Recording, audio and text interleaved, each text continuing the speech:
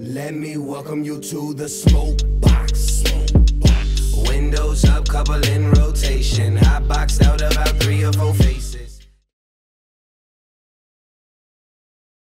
Yo, I know this is your show, but I have to ask you to take me down a trip. I'm gonna ask you to take me a trip right now.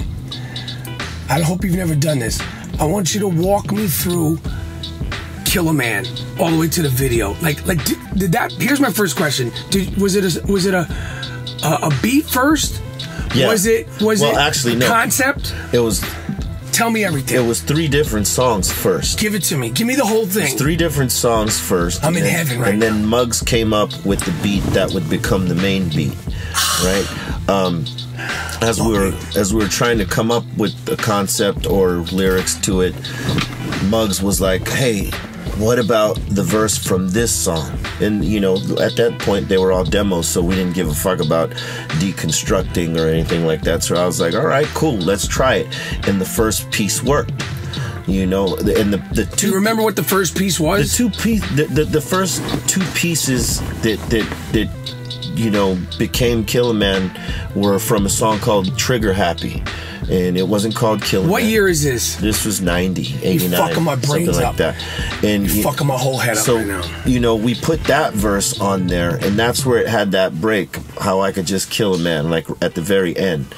You know, because that was leading into something else? That was leading into something else, but we thought, boom, okay, here it is. And then we would just repeat that phrase, and then we took another verse from another song and made that the second verse, and then I believe we wrote the 3rd verse after that because we sort of had an idea of what the song was going to be. So the first 2 verses were from Trigger Happy, and then the 3rd we wrote, you know, right there and put it together.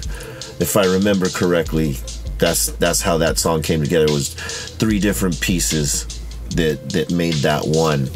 And you know, hey, we did not know that song was going to be the song to launch us. But, you know, fuck. We got to shout out to Chuck D and the Bomb Squad for, you know, putting that in the Juice movie at that pivotal scene, because those guys scored the movie, you know. And it was when Omar Epps and Pac are, you know, they're chasing each other through that club, and they get on the elevator, and then the rest of the shit happens at the end of the movie. Our shit was in that scene, and the song was already in the streets heavy, like, you know, from the mix shows. And shout out to all the mix show DJs who made that happen. It was on the bubble, and when Juice came out, it fucking put it over the top. So you know. Juice really pushed the song over the top? Yeah. But wasn't it out before Juice? It was, but you know, like it had been out. How many years out before Juice? It was out the same year. It was a AA side, because Funky Phil ones came out first and Kill a Man was the other side. And we gave DJs the option to flip the record, so they tried Funky Phil ones for the first, you know, month or so, and you know, it wasn't really popping heavy. People liked it, but they weren't loving it. And DJs they, you know, I don't know which one first, they flipped the record and was like, oh shit, wait, and you know, hit them with Kill a Man, and people started feeling the Kill a Man shit, and we started hearing the rumblings. They took us off tour with Naughty to film the videos for it. Damn! And then, you know, for that and Hand on the Pump, so we filmed those 2 in New York. And that was always bugged out. Yeah. Like, at that time in hip-hop, to see West Coast rappers that were kind of New York, fuck that West Coast, it was like to see LA rappers in New York, sounded like New York dudes, but clearly not from New York, with the beat, and then Ice Cube was in the video. Yeah. I remember watching that video being like, oh shit. We got lucky with that, because Ice Cube just happened to be in town. You know what I mean? You're fucking my head up. He just happened to be in town, and he heard that, you know, we were in town too, filming a video, and he was a fan, so we invited him down, and that's how we got him in the video. Well, you know, it was. Yo, you're making my heart race. Telling me this shit. It was a good fucking time, man. It was some crazy shit. You're literally like if I'm staring at you a little bit extra long, it's not any kind of like funny shit. Like I'm just like, you kind of took my breath away with that shit. Yeah, it was a crazy fucking time. What are you fucking with right now? Like working? I'm doing. I'm shooting a TV show called White Famous for Showtime. Oh, Jay Farrow. Nice. And I'm having a fucking ball. It's bugged out. It's Jamie Foxx is producing. Oh. But it's like a real, true sort of dysfunctional look at what Jay Farrow is going through. You know, being like a young actor comedian in LA, but it's bugged the fuck out. It's funny as fuck. It's a dude who wrote that show Californication. Right. So they kind of just let you fucking, you know, do what you got to do in terms of creativity on that. They let you do what you got to do, but the writer is so dope that you like want to say the lines. Right. It's like almost like a play. So you're like you want to stay on the page because it's that good. The writing for like those networks is fucking dope, man. Yeah, it's everything. It's everything. Can make or break a show. I don't give a fuck what your star is. Tony Soprano, Breaking Bad. The writer, you live through the writer. Yeah. Those actors, of course, are sick. Right.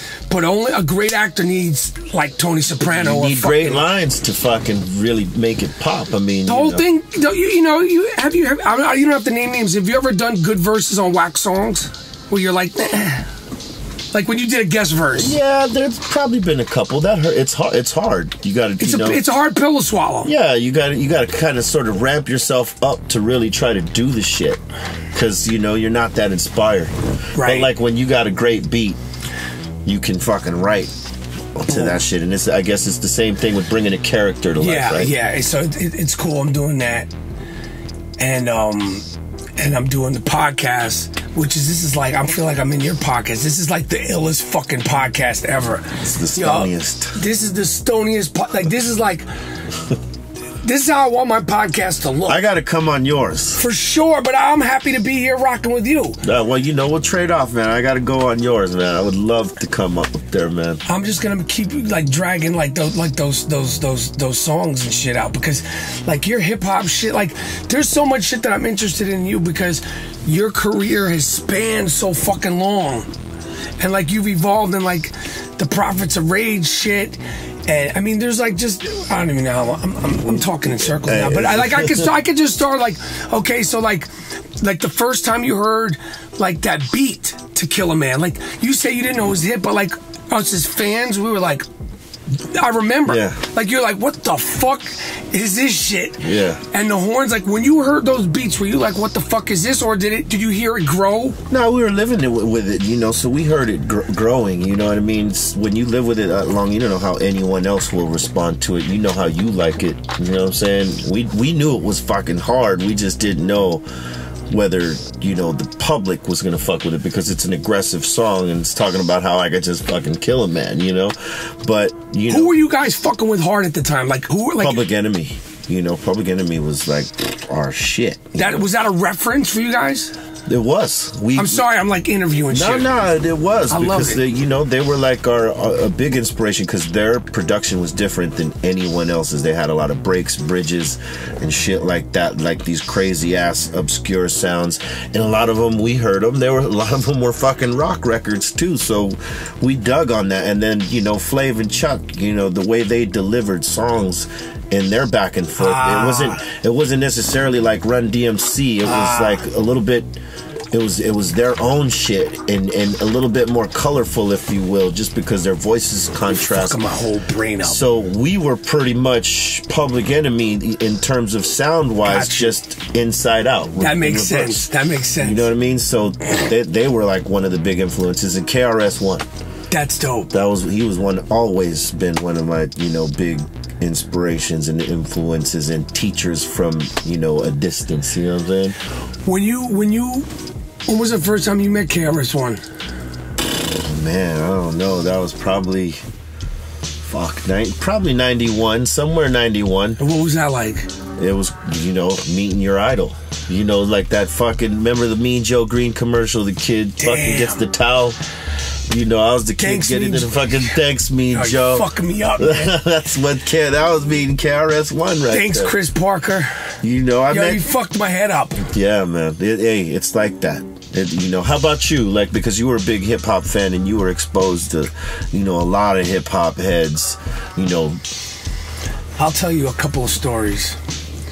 I saw, what the fuck is his name? Yo, I remember when I was in high school, that Andre Harrell, Uptown, Uptown, always funky fresh. Yeah. Uptown, and then he put out Finesse and Sequence. Sequence. Yeah, Sequence. Right, they had that one joint. They were from Queens. I think one of them was from Brooklyn. Yeah. I was in this club. I don't know if you were ever in there, in this club called Latin Quarters. Yeah, Latin LQ, yeah. Were you in there? I didn't get a chance to get in there. It was over by the time, you know, we got around. Yo, down there. The stories, if Instagram existed, like, I haven't seen any footage of that place, but like, yo, you'd be in the club. I'm like 16, 17, 18. This is 86, 87, 88, 89. Like, so hip hop is like everything. You'd be in the club and Salt and Pepper would be in the club. Oh, yeah. Yeah, I did catch some of that, but like, I didn't catch it at the LQ. Like places like the Tunnel and Mars and shit like that. Where you would see... I didn't get a chance to go there. No, but I'm saying at the Tunnel... where you would see, yeah, you'd see all these people there. It was crazy. It was awesome. It was a great time because people got out. And you would see all these heads, man. It was special, man. And the memory, you know, it's like we don't have the picture because I was saying the Instagram, but the memory of seeing Salt and Pepper at the bar, like I'll always remember. I was like, oh shit. Yeah, man. Salute to fucking Salt and Pep. Or legends. See Melly Mel Walker. Anybody who was in Latin Quarters, 87, 88, they'll tell you that Melly Mel at one period was hard body into the Lawrence Taylor jersey. Yeah. And he'd be in the club freestyling for like 45 minutes in the Lawrence Taylor shit. It was first Mel, then Cool J, who was fucking beefed up in hip hop. Those two. Mel was on that shit. Well, you never know. I don't know. Word up. Hey, man, I want to fucking thank you for taking the time to come in the box. You fucked my head up a few times. Chop it up. You know what I'm saying? Fucking Michael Rapaport. You fucked my head up a few times to tell me that story. Let them know where they could get at you at. I'm easy to find. At MichaelRapaport.com. Anyway, no, I don't have .com. At Michael Rapaport. Twitter, Instagram, at Michael Rapaport. I am Rapaport Stereo Podcast. Sucker shit. I seriously feel like I'm like living inside of a movie right now. You fucked my whole head up. This has been another Smokebox. Down to the none right here. You know what I'm saying? This is like the real car karaoke. That's right. Without, you know, just without the sound. Can we do the songs and shit? Do we need the rights? We're gonna have to, I don't know how that works. Yo, you should do car karaoke. You get the real motherfucker. Get like, you know what, Jungle Brothers in the back. I'll just have them come do their own songs. That would fuck people's head up. Own fucking songs. Get the Jungle Brothers in the front and have Red Alert up here. I would pay money to see the Jungle Brothers say, Jungle Brother, a true blue brother. And I've been to many places you never discovered. He just gave me another idea, goddamn. Please, if you could pull that off. All right, I got you. I'm going to pull that shit off. Watch. No disrespect to Elton John and James Corden, but, yo. You guys are witnesses. You get the whole DITC crew in here doing the songs and shit. People would go fucking nuts. We're going to put some sounds in here and make it blast, baby. Word up, man. Thank you very much for watching. Leave a comment, subscribe to the channel. Fuck with my man. You know, because he got a lot to say. Can I say one more thing? Yes. I want to do it. My final request. If you could pull this off, this should be your pilot episode of Songs and Cars, with whatever you call it. You get Dre here, you get Snoop back there, and they do, because I've never seen them do it live. You let them do Little Ghetto Boy. Oh, shit. Jumped out, walked out my bed. We need a convertible for that one. With my I've never seen them do that song together. That's my request. That'd be awesome. Snoop, Dre, you hear that, guys? Little Ghetto Boy, there. Please. You hear that, guys? Come on. Help us make it happen. All right. Word up, man. We're the fuck up out of here till the next one. Peace. Let me welcome you to the Smokebox.